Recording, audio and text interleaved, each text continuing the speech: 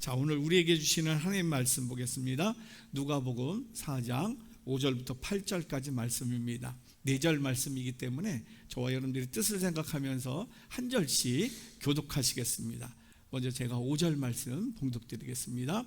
마귀가 또 예수를 이끌고 올라가서 순식간에 천하만국을 보이며 이르되 이 모든 권위와 그 영광을 내게 주리니 이것은 내게 넘겨준 것이므로 내가 원하는 자에게 주노라. 그러므로 내가 만일 내게 절하면 다 내 것이 되리라. 예수께서 대답하여 이르시되 기록된 바 주 너의 하나님께 경배하고 다만 그를 섬기라 하였느니라. 아멘.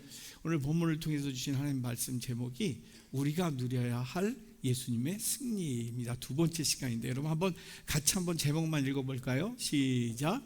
우리가 누려야 할 예수님의 승리. 여러분 오늘 성령 강림 주일입니다. 우리는 지금 성령의 시대에 살고 있습니다. 성령께서 우리를 깨우시고 우리를 깨닫게 하시고 또 나아갈 바를 알게 하시는 시대에 살고 있습니다. 예수님께서 그래서 약속을 하셨어요. 요한복음 14장 26절을 한번 볼까요? 보혜사 곧 아버지께서 내 이름으로 보내실 성령 그가 너희에게 모든 것을 가르치고 내가 너희에게 말한 모든 것을 생각나게 하리라 약속하셨어요. 그리고 예수님이 승천하신 뒤에 마가의 다락방에서 기도하는 제자들에게 성령이 임했어요. 그래서 그들에게 모든 것을 가르쳤어요. 그래서 보혜사라는 건 여러분 다 아시죠? 보호하신다라는 거예요. 우리 영혼들을 보호하시고 우리 영혼들을 도우시는 성령님이세요. 여러분들이 그 도우시는 성령님으로 오늘도 깨닫는 축복이 있길 간절히 소망합니다. 눈이 열려 바라보는 축복이 있길 간절히 소망합니다. 그리고 여러분들이 그래서 그 바라보는 영적인 눈으로 인해서 세상의 그 혼돈스러운 것들 중에서 승리하는 여러분 되시길 주님의 이름으로 간절히 축원합니다. 오늘 그래서 예수님의 승리 우리가 누려야 할 승리를 묵상을 하려고 하는데 먼저 책을 좀 볼까요? 두 가지 책이 있어요.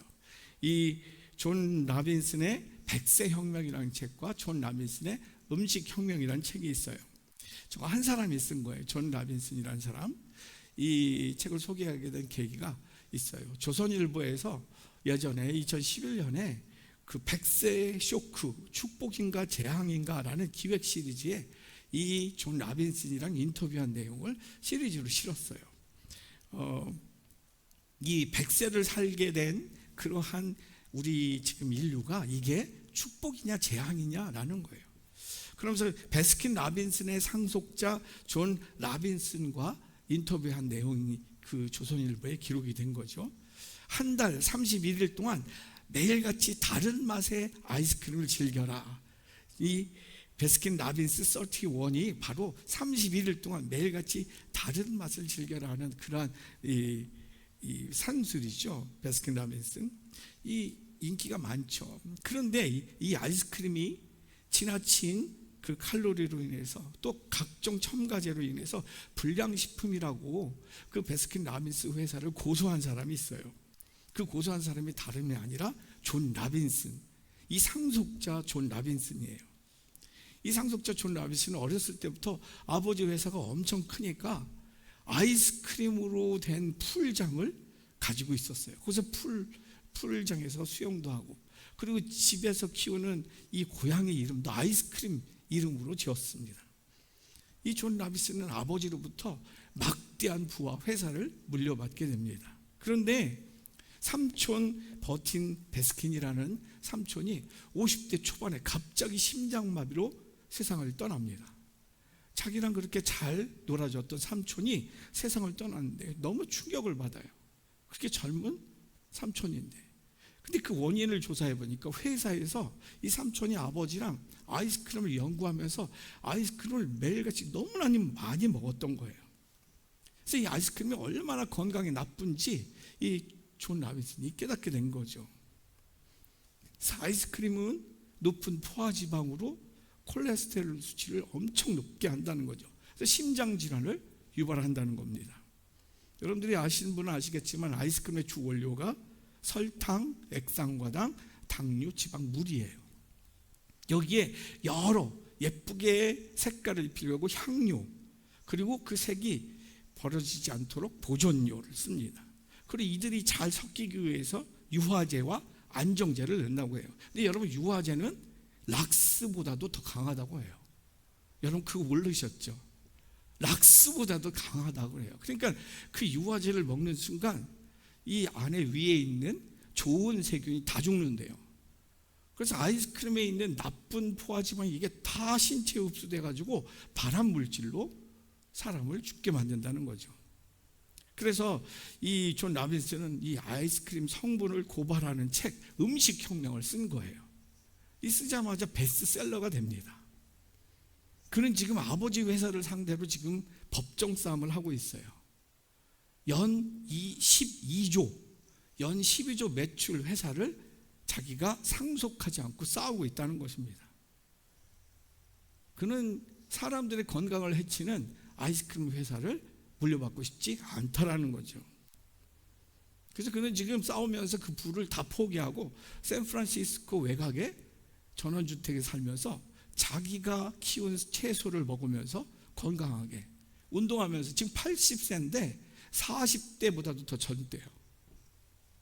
그러면서 그는 환경운동가로 활동하고 있으면서 지구구조대 인터내셔널이라는 그러한 회사를 설립해서 이 패스트푸드를 몰아내는 환경운동을 지금 세계적으로 하고 있다는 것입니다. 이 조선일보는 이 존 라빈슨과의 인터뷰를 마무리하면서 이렇게 그를 평가합니다. 존 라빈슨은 사람들의 건강을 담보로 돈 버는 것이 정당하지 못하다고 생각했다. 비록 세계 최고 수준의 부귀영화 보장되었지만 그는 과감하게 거절했다. 그는 어두움이 무엇인지 알고 있었다. 다행히 그는 바른 인생의 길을 찾았던 것이다. 그가 치른 대가는 컸지만 얻은 것에 비하면 오히려 초라하다라고 이 평가를 하고 있습니다. 참 마음에 드는 게 그는 어두움을 알고 있었다는 거예요. 그리고 그 어두움에서 헤매는 게 아니라 바른 인생의 길을 또 찾았다는 것입니다. 그래서 그 찾은 것을 소유하기 위해서 많은 것을 포기했지만 그가 얻은 것에 비하면 굉장히 잃은 것이 초라했다라는 그런 멘트가 참 마음에 와닿습니다. 사랑하는 성도 여러분, 많은 사람들이 이렇게 세상을 살면서 어두움 가운데 있지만 깨닫지 못하며 살아가는 때가 참 많습니다. 왜 그러냐면 어두움에 익숙해지면 어두운 것이 결코 불편하지 않기 때문에 그렇습니다. 그러면서 더욱더 어두운 세상의 일에는 더욱 약삭빠르고 똑똑해진다는 것이죠. 그런데 반대로 영적인 일에는 무감각해진다는 거예요. 영적인 어두움이죠. 진정한 생명과 행복은 바로 이 영적 세계에 있는데 그 영적 세계에 무감각해진다는 것입니다. 진짜 살았는데 산 것이 아니라 죽어간다는 것입니다. 오늘 본문 말씀을 보면 바로 그것을 이야기하고 있어요. 마귀가 예수님을 시험을 하고 있어요. 지난주에 첫 번째 시험을 묵상을 했어요. 돌들로 떡을 만들어 먹으라라는 시험이죠. 그것은 바로 육체적인 시험이었습니다. 무엇으로 살 것인가에 대한 시험이었어요.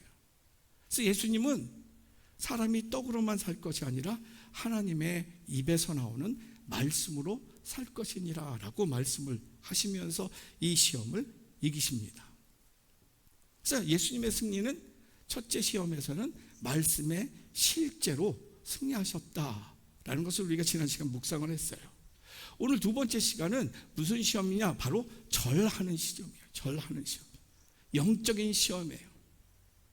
지난 시간에는 육적인 시험, 무엇으로 살 것인가를 시험했는데 오늘은 영적인 시험, 어떻게 살 것인가를 도전하는 시험의 내용입니다.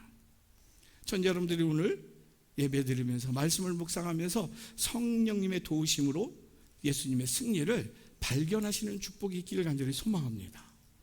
그 예수님의 승리로 여러분들의 모든 삶이 승리로 나아가는 축복이 있길 주님의 이름 간절히 축원합니다. 그러면 우리가 누려야 할 예수님의 승리 두 번째는 뭘까요? 한번 볼까요? 우리가 누려야 할 예수님의 승리는 하나님의 자녀된 권세라는 것입니다.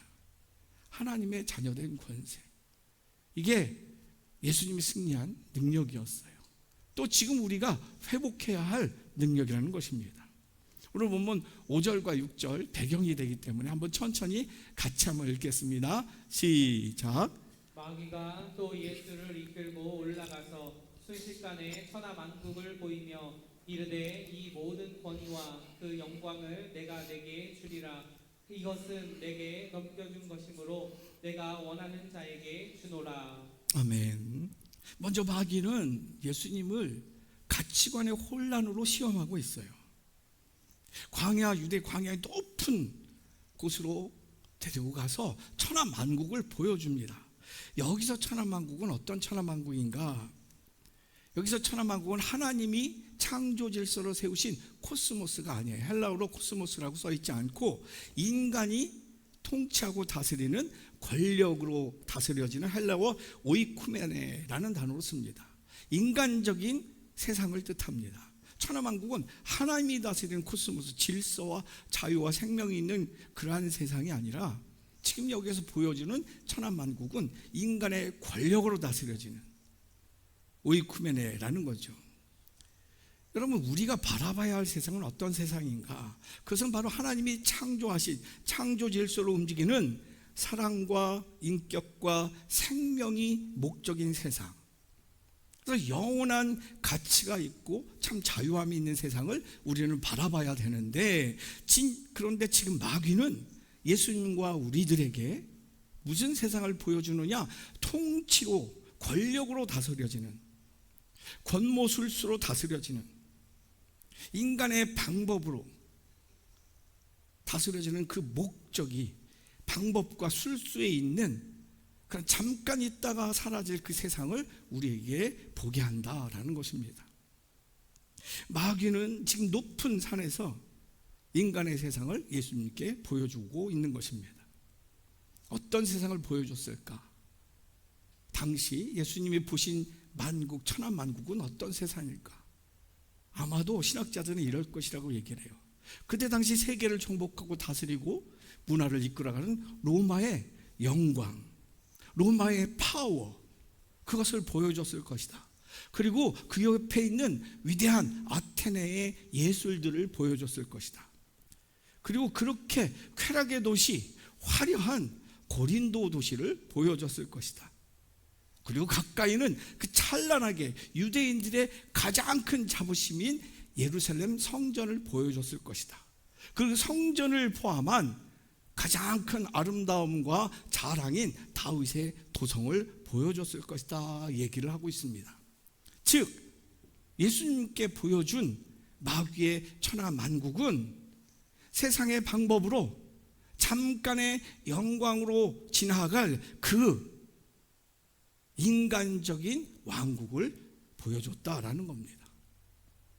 그러면서 인간적인 왕국, 인간의 권력으로, 인간의 탐욕으로 다스려지는 그 화려하고 욕망으로 가득한 그 왕국을 보여주면서 세상의 주인이 되어야만 행복할 것 같은 그러한 세상을 보여줬다라는 것입니다.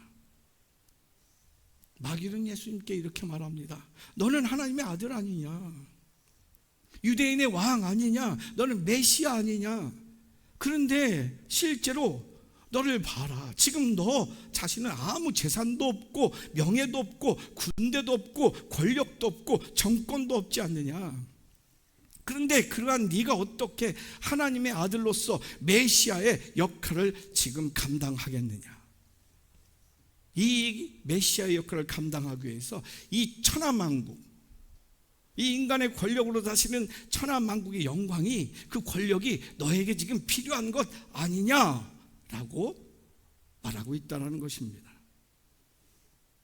이 마귀의 말은 참으로 그럴듯해요. 마귀가 준 세속적인 힘을 가지고 하나님의 아들의 일, 메시아 일을 감당해라. 네가 그 마귀의 세상적 권력을 가지고 하나님의 아들임을 증명해라 라는 방법적인 유혹인 것입니다. 현실적으로 돈의 힘으로 전도해라 라는 거예요. 참 마음이 요즘 많이 아픈 것 중에 하나가, 우리 임채호 목사님하고도 가끔 얘기를 하는데, 이 주변에 아주 큰 교회들이 많아요. 근데 이 주변에 큰 교회들인데 엄청 물량 공세를 해요. 어린이날 그냥 학교 운동장에다가 완전히 어린이 놀이터를 완전히 만들었어요. 억대의 그 자본을 가지고, 그래서 애기 엄마 아빠들이 다른 데 놀러 가지 않고 거기서 그냥 놀이터를 놀이하면서, 그리고 선물을 주는데 선물을 무슨 이 태블릿 PC를 주는 거예요. 이 탭을 주고 전기 모터로 가는 이 자전거를 주고, 그리고 마음에 들지 않다면 또 바꿔주고, 그리고 수련회를 어떻게 하냐면 저 강릉에 있는 그 유명한 리조트 전체를 빌리는 거예요. 전체를 빌려가지고 한 가정에 한 그 호수씩 다 주는 거예요. 3박 4일 동안 연예인들이 와가지고 간증하고 또 찬양하고 율동하고, 그리고 축구 선수들이 와서 같이 축구하고. 돈의 힘으로 전도하라라는 거예요. 정보의 힘으로, 정권의 힘으로 메시아 역할을 해라라는 거예요. 마귀가 그렇게 방법적인 유혹을 하는 겁니다. 근데 여러분, 그것이 사실 전부 다 나쁘다라는 것은 아니에요. 그렇게라도 교회에 와서 하나님의 은혜를 알고 예수님을 만나는 계기가 된다면 굉장히 중요한 거죠. 근데 그것이 필요하지만 그 자체가 돈이, 권력이, 과학이 목적이 될 수는 없다라는 것입니다. 마귀는 그러면서 어느새 돈 없으면 일을 못해, 권력이 없으면 일을 못해, 지식이 없으면 일을 못해, 학력이 좋아야 이 세상을 살 수가 있어, 이렇게 우리를 혼란시키고 있다라는 것입니다. 많은 사람들은 이 높은 곳, 이 높은 산을 동경합니다. 그래서 높은 곳, 이 최정상을 꿈꾸는 사람들이 많습니다. 그래서 정상에 올라가고 싶어 해요. 그런 측면에서 최고의 자리, 이 정상에 올라간다 한다는 이유는 신학적으로 보면 이 세상에서의 의미로 최고의 정상의 자리는 어떤 자리냐? 바로 마귀와 만나는 장소라고 이야기할 수 있다는 것입니다. 왜요? 여기서 세상은 공중권세 잡은 사단이 주관하는 세상이기 때문에, 이 땅의 최고의 정상의 자리에 올라가면 누가 있느냐? 마귀가 있다는 것이에요. 따라서 최고의 정상에 올라간다는 것 그 자체는 결코 목적이 될 수 없다는 것이에요. 그것은 하나의 수단과 방법일 뿐이라는 것입니다. 이제 얼마 안 있으면 지방선거를 앞두고 있어요. 시장 자리, 도지사 자리, 좀 더 확대하면 국회의원 자리, 대통령의 자리, 세상적인 정상의 자리인 것은 맞습니다. 왜요? 사람들이 그토록 그 자리에 오르려고 수단과 방법을 가리지 않기 때문에 그렇습니다. 그런데 그 자리가 목적이 돼서는, 목표가 돼서는 안 된다라는 겁니다. 만약 대통령의 자리, 도지사 자리, 시장의 자리, 국회의원의 자리가 목표였다면 승자나 패자나 모두가 패자가 될 것입니다. 왜요? 그 자리라는 것, 대통령의 자리, 국회의원의 자리, 도지사의 자리, 시장의 자리는 선한 정치를 위해서, 국민을 위한 일하는 자리이기 때문에 그렇습니다. 그 자리가 목표라면 이미 뽑은 사람이나 뽑힌 사람이나 실패한 것이라는 것입니다. 이와 마찬가지로 우리들에게 있어서 진학, 좋은 대학 합격하는 거, 우리 자녀들 좋은 회사에 취직시키는 거, 또 거기에서 좋은 진급, 변호사 시키는 거, 판사 시키는 거, 의사 시키는 거, 이게 목적이냐라는 거예요. 결코 목적일 수 없다라는 겁니다. 그것은 하나의 과정이고 하나님의 선한 목적을 위한 수단이고 과정일 뿐이기 때문에 그렇습니다. 마귀는 그래서 이러한 가치관의 혼란으로 우리를 멸망의 길로 인도하고 있다는 것입니다. 오늘 본문을 보면 그것을 바라볼 수가 있어요. 누가복음 4장 6절 하반절을 보면 이것은 내가 넘겨준 것이므로, 내게 넘겨준 것이므로 내가 원하는 자에게 주노라. 이게 무슨 얘기냐면 하나님께서 나에게 맡겨주셨다. 이 세상의 권력을, 이 세상의 모든 영광과 권세를 하나님께서 나에게 맡겨주셨다. 그러니 내가 나에게 절하면 내가 너에게 주겠다라는 얘기예요. 근데 본질은 그게 아니었어요.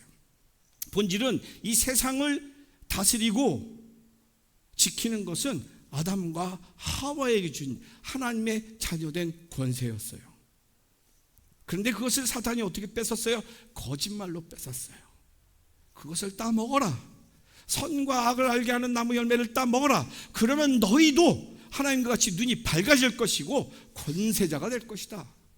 하나님이 그것을 막기 위해서 먹지 말라고 한 것이야. 거짓말로 결국 그 하나님의 자녀된 권세, 세상을 정복하고 다스리는 그 권세를 뺏은 것입니다. 하나님께서 주신 게 아니에요. 이것은 내게 넘겨준 것이라고 또 거짓말하고 있어요. 염려하지 마십시오. 결국에는 예수 그리스도의 재림으로 이 권세는 빼앗길 것이기 때문에 그렇습니다. 근데 지금 사탄과 마귀는 우리를 혼란시켜요. 주권의 혼란을 주는 것입니다. 주인은 하나님이신데 마치 마귀가 주권자인 것처럼 속이고 있는 것이에요. 세상의 권세가 최고인 것처럼 속이고 있는 것입니다. 따라서 마귀의 이 시험의 목적은 세상의 주관자이신 하나님의 아들의 절을 받음으로써 자기가 진짜 세상의 통치자임을 인정받기를 원하기 위해서 이 시험을 하고 있다는 거예요. 하나님의 아들을 무릎 꿇게 하고 하나님의 자녀된 성도들을 무릎 꿇게 만들어서 자기의 부하로 만들어서 영원히 자기가 세상의 통치를 목적으로 하기에 이렇게 속이고 있다는 것입니다. 이것을 쉽게 신학적으로 얘기하면 성도의 세속화를 통해서 사탄이 이 세상을 공중권세 잡고 쥐어 흔들기 위함이라는 것이에요. 성도의 세속화. 7절 말씀을 보면 이렇게 기록하고 있어요. 그러므로 네가 만일 나에게 절하면 다 네 것이 되리라. 여기서 절하면이라는 단어 한번 볼까요? 헬라어로 보면 프로스퀴네세스라는 단어를 쓰는데 예배하다, 경배하다, 의지하여 살다라는 뜻이에요. 여러분, 신앙은 그냥 교회 와서 제사 드리고 예배 드리면 끝나는 게 아니에요. 신앙은 삶으로 누리는 게 신앙이에요. 예배가 삶인 것이에요. 내게 절하면 이라는 얘기는 예배하는, 경배하는, 의지하며 살면, 다시 말해서 마귀에게 절하면, 거짓으로 살면, 편법으로 살면, 부정부패로 살면, 타협하면서 살면, 눈 감아주면서 살면, 쉽게 마귀의 방법으로 살면 이게 내게 절하면이라는 뜻이에요. 거기에 승리가 있고 영광이 있을 것이다. 아니에요. 결국에는 부끄러움이 있고 멸망이 있고 죽음밖에 없는 것이에요. 이게 사탄 마귀의 유혹인 것입니다. 내게 절하면. 신앙생활 하다가 아유 그럴 수밖에 없지 뭐 타협을 해요. 그 순간 죽는 거예요. 살 것 같은데 거짓으로 살고. 책 사진 좀 볼까요? 이 괴테의 파우스트. 여러분 대학생 때 이거 연극 좀 하지 않으셨어요? 이 책 전 중고등학교 때 이거 연극도 했는데 이거 여러분 다 아시죠? 파우스트라는 이 괴테가 쓴 욥기서와 같은 내용인데 이 마귀의 방법과 결말을 적나라하게 얘기한 그러한 작품인데, 파우스는 실제 인물이었다고 해요. 이 파우스트의 그 악마적인 그러한 마술사였는데, 이 역사적으로. 근데 그러한 인물을 따서 이렇게 작품을 쓰게 됐는데, 이 파우스라는 인물이 있는데 이 사람은 굉장히 공부를 많이 했어요. 과학적으로도 인문학적으로 종교학적으로 학문이 굉장히 깊었어요. 근데 이 모든 지식을 갖고도 이 공허함을 채울 수가 없었어요. 세상은 너무 공허하다 그래서 자살하려고 해요. 그런데 이러한 파우스를 두고 악마인 메피스토펠레스라는 악마가 하나님께 나와서 내기를 해요. 저 자살하려고 하는 파우스를 내가 유혹해서 악마의 길로 이끌겠다 장담을 해요. 근데 하나님께서는 마귀에게 그렇게 해도 소용이 없을 것이다 라고 이야기하면서 맡겨요. 욥에게 사탄 마귀가 하나님께 나와서 저가 저렇게 의롭게 사는 이유는 하나님의 축복을 받아서 그렇지 않느냐, 축복을 다 걷어가 봐라, 하나님을 욕하고 저주할 것이다. 그래, 한번 그럼 네가 해봐라. 그 대신 그의 몸에는 손을 대지 마라. 그 다음엔 또 자식들과 재산 다 날라가도 하나님을 참 주신 자도 여호와시요 취하신 자도 여호와시오니 여호와께서 찬송을 받으실지니이다. 변함없으니까 이 마귀가 또 나와서 하나님께 저에게는 아직 건강이 있어서, 새로운 삶을 살 수 있는 기반이 있어서 건강을 치면 저주하고 하나님을 떠날 것이다. 한번 저의 건강을 손을 대지만 생명에는 손을 대지 말라. 똑같이 하는 거예요. 악마 메피스토텔레스가 자살 직전에 있는 파우스트에게 접근을 해요. 그래서 너의 영혼을 나에게 준다면 난 너에게 있어서 이 세상에서 네가 느끼지 못한 최고의 즐거움과 쾌락을 선물하겠다. 거기서 딜을 합니다. 이 마녀의 영향으로 그것을 먹고 파우스가 20대 청년으로 변해요. 그리고 여인을 만나서 육체적인 쾌락에 빠져요. 엄청난 자기가 생각하지도 못했던 쾌락에 빠져요. 근데 그 쾌락에 빠지면 빠질수록 영혼이 파괴되어져 갑니다.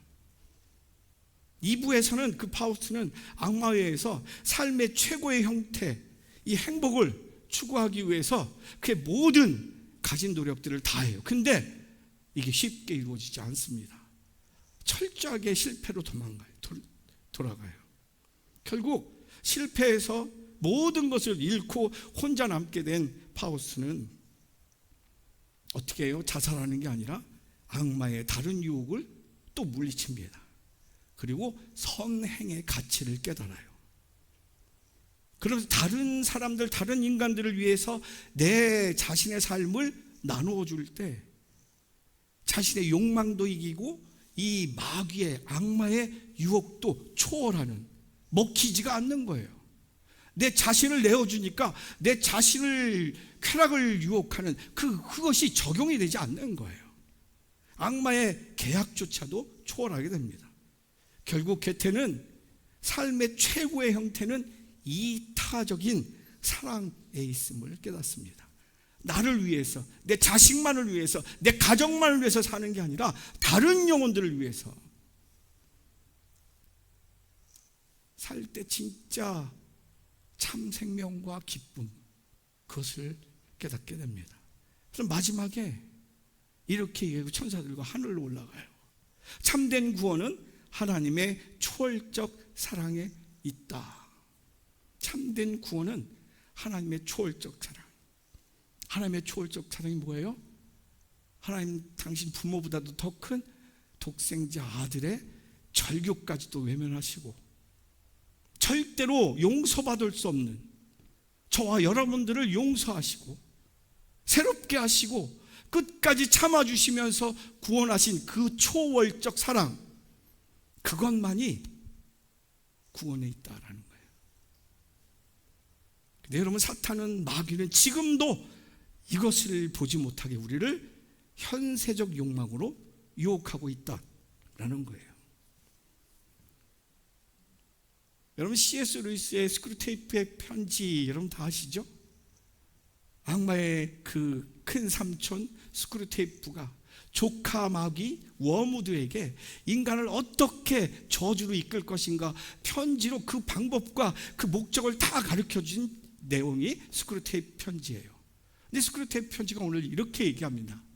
수세기 동안 이제 왕 마귀가 새끼 마귀에게 이게 수세기 동안 우리가 쉬지 않고 공작해온 덕분에 이제 세상 사람들은 눈앞에 펼쳐지는 친숙한 일상에 눈이 멀어서 생소하기만 하는 미지의 존재는 믿지 못하게 되어버렸다. 그러므로 너는 계속해서 사물의 일상성을 환자한테 주입해야 된다. 수세기 동안 사람들에게, 인간들에게 펼쳐진 친숙한 일상, 이 세상의 모습, 돈이 있어야 살아, 공부해야 살아, 인류대학을 졸업하고 최고의 회사에 가야 되고, 남들을 짓밟고 승리해야 네가 살아 라는 친숙한 일상의 눈이 멀어 미지의 존재, 참 천국, 하나님의 뜻이 이루어진 그 천국을 믿지 못하게 되어버렸다라는 거예요. 그럼 너는 계속해서 미지의 세계를 꿈꾸지 못하도록 사물의 일상성, 세상의 물질로 돌아가는, 세상의 권력으로 돌아가는, 세상의 쾌락으로 돌아가는 그 사물의 일상성을 계속 인간들에게 보여줘라 라고 얘기를 하는 것이죠. 그래서 이러한 상황에서 예수 그리스도께서는 말씀으로 우리를 깨우십니다. 누가복음 21장 34절 같이 읽을까요? 시작. 너희는 스스로 조심하라. 그렇지 않으면 방탕함과 술 취함과 생활의 염려로 마음이 둔하여지고 뜻밖의 그날이 덕과 같이 너희에게 임하리라. 아멘. 스스로 조심하라라는 거예요. 깨어라라는 거예요. 그렇지 않으면 너희들이 마지막 지옥의 심판이 덫과 같이 임할 것이다라는 거예요. 어떤 과정으로? 방탕함으로, 술 취함으로, 생활의 염려로. 생활의 염려, 돈이 있어야 사는데, 권력을 잡아야 되는데, 잘 배워야 되는데, 직장이 있어야 되는데, 건강이 있어야 되는데, 이러한 생활의 염려로 모든 것을 다 빼앗기, 참 천국의 삶, 하나님의 뜻이 이루어지는 삶, 하나님의 뜻으로 누리는 생명의 삶을 바라보지 못하게 된다는 겁니다. 그래서 이 유혹에서 승리의 방법을 칼 바르트라는 실존주의 신학자가 이렇게 말합니다. 볼까요? 회복은 본질로 돌아가는 것에 있다. 회복은 본질로 돌아가는 것에 있다라는 거예요. 여러분, 우리들의 본질이 뭐예요? 바로 하나님의 자녀인 것이에요. 이 모든 회복은 하나님의 자녀된 권세를 회복하는 데 있다는 거예요. 그래서 이 세상은 하나님의 자녀에게는 섬길 대상이 아니라 다스리고 누려야 할 대상인 것이에요. 우리 교회 오는 날 돈 벌어야 돼서, 공부해야 돼서, 놀러 가야 돼서 빠질 때가 참 많아요. 섬겨야 되니까, 접대해야 되니까, 준비해야 되니까. 근데 세상을 섬기는 거예요. 세상을 다스리고 정복하고 누려야 할 때인데 그것을 잃어버린 거예요. 이 본질을 회복할 때 우리는 세상을 이길 수 있다는 거예요. 하나님의 제전된 우리가 섬길 대상은 오직 여호와 하나님 한 분뿐이라고 지금 예수님께서 말씀하세요. 누가복음 4장 8절 같이 읽습니다. 시작. 예수께서 대답하여 이르시되 기록된 바 주 너의 하나님께 경배하고 다만 그를 섬기라 하였느니라. 아멘. 주 너의 하나님께 경배하고 다만 그를 섬기라는 거예요. 돈을 섬기거나 권력을 섬기거나 쾌락을 섬기는 게 아니라 다만 그를 섬기라는 거예요. 즉 우리의 존재는 하나님의 자녀요, 이 세상을 오직 하나님이 다스리시는 하나님의 말씀만이 참 방법이고 생명이라는 것이죠. 전 여러분들이 먼저 하나님의 사랑을 성령의 은혜로 알게 될 간절히 소망합니다. 그래서 하나님의 자녀된 이 권세를 회복하는 축복이 있길 간절히 소망합니다. 그때 비로소 영안이 열리기 시작해요. 그때 비로소 분별력이 있기 시작해요. 그때 비로소 기도의 응답이 시작됩니다. 질문 드리고 마치겠습니다. 지금 나의 삶에 있어서 하나님이 주관하시는 일은 어떤 것이 있습니까? 나의 삶에 있어서 하나님이 주관하시는 일, 좀 더 말씀을 좀 질문을 바꿔보면 말씀에 순종하는 일, 하나님의 뜻으로 행하는 일. 다시 말해서 내가 하고 싶어서 하는 게 아니라 하나님이 하라고 하셔서 하는 일. 그리고 세상적 방법이 아니라 말씀적 방법, 하나님의 방법으로 하는 일. 그게 어떤 게 있냐라는 거예요.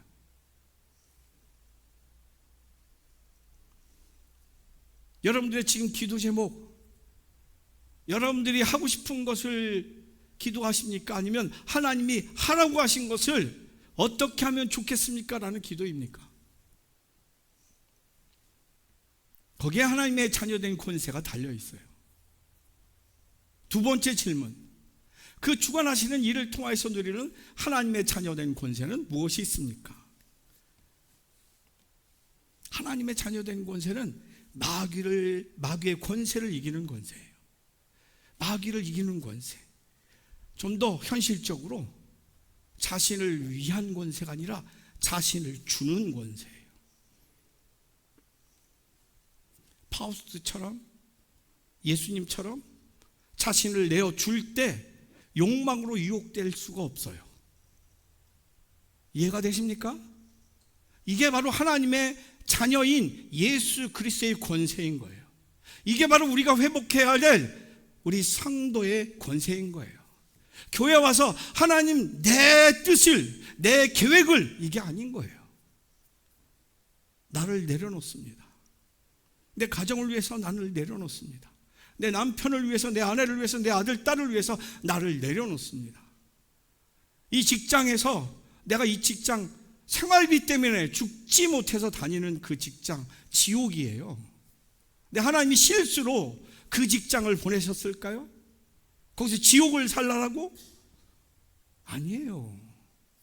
거기서 하나님의 자녀된 권세를 회복하기 위해서는 그곳을 위하여서 하나님이 원하시는 그 뜻을 위하여서 여러분을 내어주십시오. 그때 사람들은 놀랄 거예요. 저 사람 왜 저러지? 미쳤나?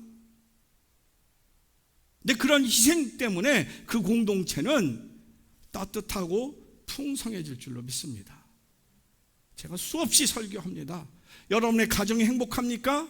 여러분 직장이 행복합니까? 여러분의 교회가 행복합니까? 그 행복한 이유는 반드시 그 공동체 안에 희생하는 사람이 있다는 뜻입니다.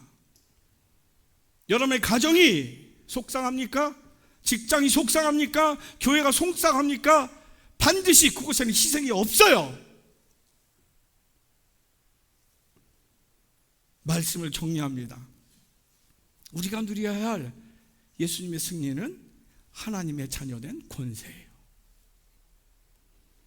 아직도 인생 끝자락을 가면서도 자신을 위해서만, 자기 자식들만 위해서만, 아니에요.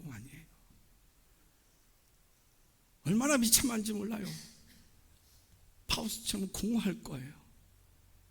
근데 예수님의 승리는 하나님의 자녀된 권세, 내어주시기 위해서, 섬기기 위해서, 나누어주기 위해서, 하나님의 생명과 사랑을 전하는 통로가 되기 위해서, 그게 승리인 것이에요. 전 여러분들로 인해서 오늘 그 승리가 여러분의 삶과 여러분의 가정에, 여러분의 일터에, 우리 교회, 이 나라에 있길 주님의 이름 간절히 축원합니다.